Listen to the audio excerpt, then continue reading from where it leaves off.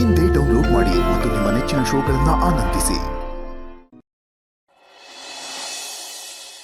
Last time ನೀವೆಲ್ಲ ಬಂದಾಗ ನಿಮ್ಮ ಜೊತೆ ಸ್ವಲ್ಪ ರಾಂಗ್ ಆಗಿ ಮಾತಾಡಿದೆ ನಾನು. ಅದು ಬೇಕು ಅಂತಾಗಲಿ ಅಥವಾ ಮನಸ್ಸಿಂದಾಗಲಿ ಮಾತಾಡಿದ್ದಂತಲ್ಲ. ಆ ಮೂಮೆಂಟಲ್ಲಿ ಆ ಫ್ರಸ್ಟ್ರೇಷನಲ್ಲಿ ಮಾತಾಡಿರೋದು. I am really sorry for that. ದಯವಿಟ್ಟು ಯಾರು ಏನೋ ಅನ್ಕೋಬೇಡಿ. Jai bro, it's okay. ಯಾರೇನು ಅನ್ಕೊಂಡಿಲ್ಲ. ಆ್ಯಂಡ್ ಥ್ಯಾಂಕ್ಸ್ ನನ್ನ ಮಾತಿಗೆ ಬೆಲೆ ಕೊಟ್ಟು ನೀವೆಲ್ಲ ಮತ್ತೆ ಬಂದಿದ್ದಕ್ಕೆ. ಎಂಡ್ ಆಫ್ ದಿ ಡೇ ಏನೇ ಆದರೂ ನಾವೆಲ್ಲ ಒಂದೇ ಫ್ಯಾಮಿಲಿ. ಈ ಮಾತನ್ನು ನಾನು ಫಾರ್ಮ್ಯಾಲಿಟಿಗೋಸ್ಕರನೋ ಅಥವಾ ತೋರ್ಕೆಗೋಸ್ಕರನೋ ಮಾತಾಡ್ತಾ ಇಲ್ಲ, ಮನ್ಸಾರ ಹೇಳ್ತಾ ಇದ್ದೀನಿ. ಆ್ಯಂಡ್ ನೀವು ನಮ್ಮ ಕಂಪ್ನಿಗೆ ತೋರಿಸಿರೋಂಥ ಒಂದು ಲಾಯಲ್ಟಿ ಆಗಿರ್ಬೋದು, ಡೆಡಿಕೇಶನ್ ಆಗಿರ್ಬೋದು, ಅದಕ್ಕೆಲ್ಲ ನಾವು ಖಂಡಿತ ವ್ಯಾಲ್ಯೂ ಮಾಡ್ತೀವಿ. ಆ್ಯಂಡ್ ಈ ಕಂಪ್ನಿಗೆ ನೀವು ಏನೇನು ಮಾಡಿದ್ದೀರಾ ಅನ್ನೋದು ನಮಗೆ ತುಂಬ ಚೆನ್ನಾಗಿ ಗೊತ್ತಿದೆ. ಬಟ್ ನಾವು ಸದ್ಯಕ್ಕೆ ಇರೋಂಥ ಒಂದು ಕ್ರಿಟಿಕಲ್ ಪೊಸಿಷನ್ ಬಗ್ಗೆ ಐ ಹೋಪ್ ಪಾರ್ಥ ಅವರು ನಿಮಗೆ ಎಕ್ಸ್ಪ್ಲೈನ್ ಮಾಡಿದ್ದಾರೆ ಅಂತ. ನೋಡಿ, ಇದು ಬರೀ ನಾವು ಮಾತ್ರ ಬೆಳೆಸಿರೋ ಕಂಪ್ನಿ ಅಲ್ಲ, ಇದರಲ್ಲಿ ನಿಮ್ಗಳ ಶ್ರಮ ತುಂಬಾ ಇದೆ. ಇದೆಲ್ಲ ನಾವು ಒಟ್ಟಿಗೆ ಸೇರಿ ಕಟ್ಟಿ ಬೆಳೆಸಿರೋಂಥ ಕಂಪನಿ.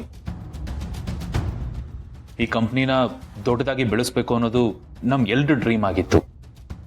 ಆ್ಯಂಡ್ ಈ ದಿವಾನ್ ಗ್ರೂಪ್ ಆಫ್ ಕಂಪನೀಸ್ ಬರೀ ಕಂಪ್ನಿ ಆಗಲ್ಲ, ಒಂದು ಬ್ರ್ಯಾಂಡ್ ಆಗೋದಕ್ಕೆ ಮುಖ್ಯವಾದ ಕಾರಣ ಅಂದರೆ ಅದು ನೀವುಗಳೇ.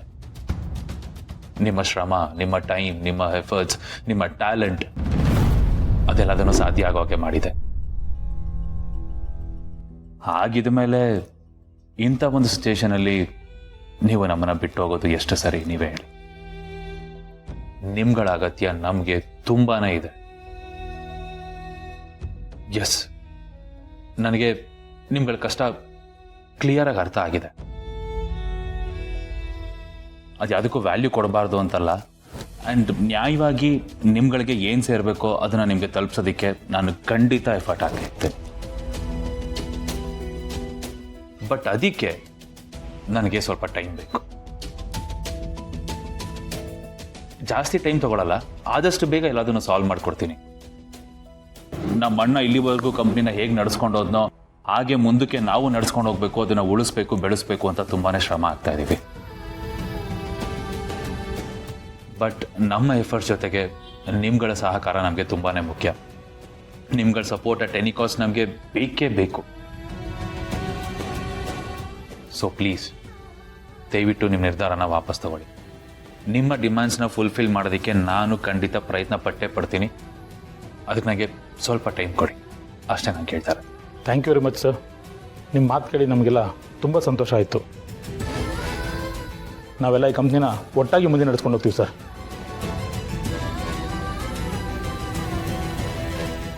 ನಾವಿನ್ನು ಹೊರಡ್ತೀವಿ ಸರ್.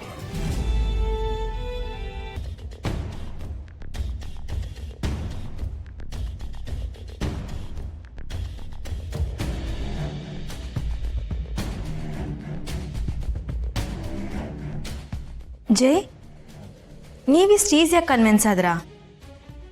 ನನಗಂತೂ ನಂಬೋದಕ್ಕಾಗ್ತಿಲ್ಲ. ಆ್ಯಕ್ಚುಲಿ ಏನು ನಡೀತಾ ಇದೆ ಇಲ್ಲಿ?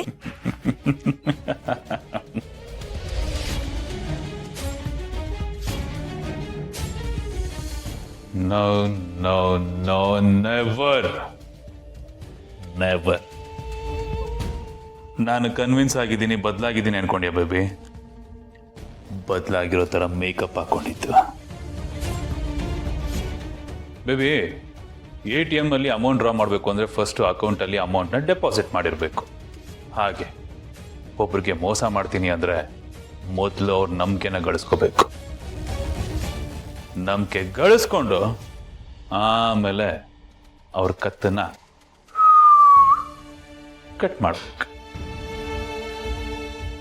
ಕಿಲ್ಲರ್ ಆಗಬಾರ್ದು ಬೇಬಿ, ಸೈಲೆಂಟ್ ಕಿಲ್ಲರ್ ಆಗಬೇಕು. ಅದೇ ಕೆಲಸ ನಾನು ಮಾಡ್ತಾ ಇರೋದು. ನೋಡ್ತಾ ಇರು, ನಮ್ಮಮ್ಮ, ನನ್ನ ತಮ್ಮ, ಈ ಕಂಪ್ನಿಯವ್ರಿಗೆಲ್ಲ ಎಂತ ಪಾಠ ಕಲಿಸ್ತೀನಿ ಅಂತ. ಇಲ್ಲಿವರೆಗೂ ಅವ್ರು ಎಷ್ಟೇ ಓದಿದ್ರು ಯಾವ ಸಿಲೆಬಸ್ ಅಲ್ಲೂ ಈ ಪಾಠ ಸಿಗಬಾರ್ದು ಅಂತ ಪಾಠ ಕಲಿಸ್ತೀನಿ. ಈ JD ಬರೀ JD ಅಲ್ಲ, ದೊಡ್ಡ KD ಅನ್ನೋದನ್ನ ಹೇಗೆ ಪ್ರೂವ್ ಮಾಡ್ತೀನಿ ಅಂತ.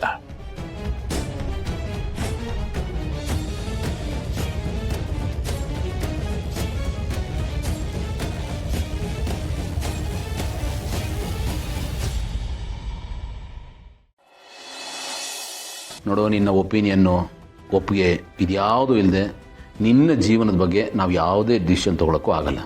ಯಾಕೆಂದರೆ ಇದು ನಿನ್ನ ಜೀವನ. ಸೊ ನೀನು ಕೇಳ್ದೇನೆ ನಾವು ಯಾವುದೇ ನಿರ್ಧಾರ ತೊಗೊಳಕ್ಕಾಗಲ್ಲ. ಈಗ ಆ ಹುಡುಗ ನಿನಗೆ ಪ್ರಪೋಸ್ ಮಾಡ್ದ ಅಂತ ಹೇಳಿದೆ. ಆ ಹುಡುಗ ನಿನ್ಗೆ ಒಪ್ಗೆನಾ? ನಿನ್ನ ಮನಸ್ಸಲ್ಲೂ ಆ ಥರದ್ದು ಏನಾದರೂ ಭಾವನೆ ಇದೆಯಾ? ನೋಡು, ಮುಜುಗರ ಪಟ್ಕೊಬೇಡ. ನಿನ್ನ ಮನಸ್ಸಲ್ಲಿ ಏನಿದೆ ಅದನ್ನು ಹೇಳು. ಇಲ್ಲ ಭಾವನವ್ರೆ, ನಾನು ಅದ್ರ ಬಗ್ಗೆ ಎಲ್ಲ ಯೋಚನೆ ಮಾಡಿಲ್ಲ. ನನ್ನ ಮನಸ್ಸಲ್ಲಿ ಆ ಥರ ಯಾವ ಆಲೋಚನೆನೂ ಇಲ್ಲ. ಅದು ಅಲ್ಲದೆ ನಿಮ್ಮ ಒಪ್ಪಿಗೆ ನನ್ನ ಒಪ್ಪಿಗೆ ಅಂತ ಅಂದ್ಕೊಂಡಿರೋಳು ನಾನು. ಇದನ್ನೇ ನಾನು ಆ ಹುಡುಗಂಗೂ ಹೇಳಿದ್ದೀನಿ. ನನ್ನ ಅಕ್ಕ ಬಾವ ಏನು ಹೇಳ್ತಾರೋ ಅದನ್ನೇ ಮಾಡ್ತೀನಿ, ಅದನ್ನೇ ಕೇಳ್ತೀನಿ ಅಂತ. ನೀವು ತೋರಿಸ್ದವ್ರನ್ನ ಕಣ್ಣು ಮುಚ್ಕೊಂಡು ಮದುವೆ ಆಗ್ತೀನಿ. ಎಲ್ಲ ನಿಮಗೆ ಬಿಟ್ಟಿರೋದು. ಇದರಲ್ಲಿ ನನ್ನ ಅಭಿಪ್ರಾಯ ಕೇಳುವಂಥದ್ದು ಏನೂ ಇಲ್ಲ. ಹೀಗೆ ಹೇಳಿದ್ರೆ ನೋಡು, ನಿನ್ನ ಜೀವನನ ನೀನೇ ಬದುಕಬೇಕು. ಅದು ನಿನ್ನಿಷ್ಟದಂತಲೇ ನಡಿಬೇಕು, ನಮ್ಮ ಇಷ್ಟದಂತಲ್ಲ. ನಮ್ಮ ಡಿಸಿಷನ್ ಮೇಲೆ ನಿನ್ನ ಜೀವನ ಕಟ್ಕೊಂಡು ನಾಳೆ ಪಶ್ಚಾತ್ತಾಪ ಪಡೋ ಥರ ಆಗಬಾರ್ದು. ಹಾಗಾಗಿ ಹೇಳ್ತಾ ಇದ್ದೀನಿ, ನಿನ್ನ ಮನಸ್ಸಿನಲ್ಲಿ ಏನಿದೆ, ನಿನಗೇನು ಅನಿಸುತ್ತೆ ಅದನ್ನು ನಿಸ್ಸಂಕೋಚವಾಗಿ ನಮ್ಮ ಹತ್ರ ಹೇಳ್ಕೊ. ನಾವು ಏನು ಅಂದ್ಕೊಳ್ಳಲ್ಲ, ನಿನ್ನ ಜಡ್ಜ್ ಮಾಡಲ್ಲ. ನಿನ್ನ ಒಪಿನಿಯನ್ಗೆ ನಾವು ಗೌರವ ಕೊಡ್ತೀವಿ. ಆ ಹುಡುಗ ನಿಂಗೆ ಇಷ್ಟ ಆದ್ನಾ? ಆ ಹುಡುಗ ನೋಡಿದ್ರೆ ನಿಂಗೆ ಏನು ಅನ್ಸುತ್ತೆ? ಆ ಹುಡುಗ ನಿಂಗೆ ಸೂಟ್ ಆಗ್ತಾನೆ ಅಂತ ಅನ್ಸುತ್ತಾ? ನಂಗೆ ನಿಜವಾಗ್ಲೂ ಗೊತ್ತಿಲ್ಲ ಭಾವನವ್ರೆ. ನಾನು ಆವಾಗಲೇ ಹೇಳಿದ್ನಲ್ಲ, ನಾನು ಆ ಆ್ಯಂಗಲಿಂದ ಯೋಚನೆ ಮಾಡಿಲ್ಲ ಅಂತ. ಆದರೆ ಒಂದಂತೂ ಅಬ್ಸರ್ವ್ ಮಾಡಿದ್ದೀನಿ, ನಾನು ಅವನ ಜೊತೆ ಇದ್ದಾಗ ಖುಷಿಯಾಗಿರ್ತೀನಿ, ಸೆಕ್ಯೂರ್ಡಾಗಿ ಫೀಲ್ ಮಾಡ್ತೀನಿ. ಹುಡುಗ ನನಗಿಂತ ವಯಸ್ಸಲ್ಲಿ ಚಿಕ್ಕವನು, ಆದರೆ ಮನಸ್ಸು ತುಂಬಾ ದೊಡ್ಡದು. ಇಷ್ಟಂತೂ ನಾನು ಹೇಳಬಲ್ಲೆ. ಇದ್ರ ಮೇಲೆ ನಿಮಗೆ ಬಿಟ್ಟಿರೋದು. ನೀವು ಒಪ್ಕೊಂಡ್ರೆ ಓಕೆ, ಇಲ್ಲ ಅಂದರೆ ಏನೂ ಸಮಸ್ಯೆ ಇಲ್ಲ. ಮನಸ್ಸಿಗೆ ಹಚ್ಕೊಳ್ಳೋ ಥರದ್ದು ಏನೂ ಇಲ್ಲ. ಯಾಕಂದರೆ ನಾನು ಅಷ್ಟನ್ನೆಲ್ಲ ಡೀಪಾಗಿ ಯೋಚನೆನೂ ಮಾಡಿಲ್ಲ. ಅವ್ನು ಬರೀ ನನ್ನ ಫ್ರೆಂಡ್ ಅಷ್ಟೆ.